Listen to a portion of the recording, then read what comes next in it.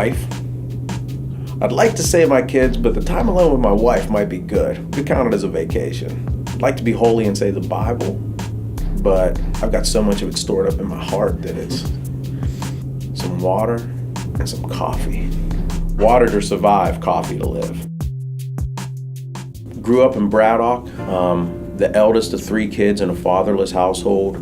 All of us were involved with gangs or drugs in some way, shape, or form, and I just had a hopeless existence. So while I was laying in jail that one time in my bottom bunk, I just said, God, if you're real, you have to do something because I can't come back to this place. And I was born again. I felt God come into my life. I didn't know what was happening at the time, but so now here I am, a minister of the gospel by the grace of God.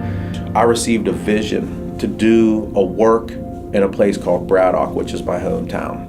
It's a rundown, drug-infested, crime-infested area, and I knew that God was calling us to do a work at some point in time in Braddock. I was able to reconnect with Brian Bolt, who I had met briefly at Bible college one time, and Brian called me one day and said, hey, I hear that you have a call to do a work in Braddock, and I'd really like to meet with you and talk through some things. We just took a huge step of faith and came on staff in August of 2009, opened our men's home in January of 2010, and then planted the first CityReach Church plant out of Pastor Brian's church in Braddock in September of 2010.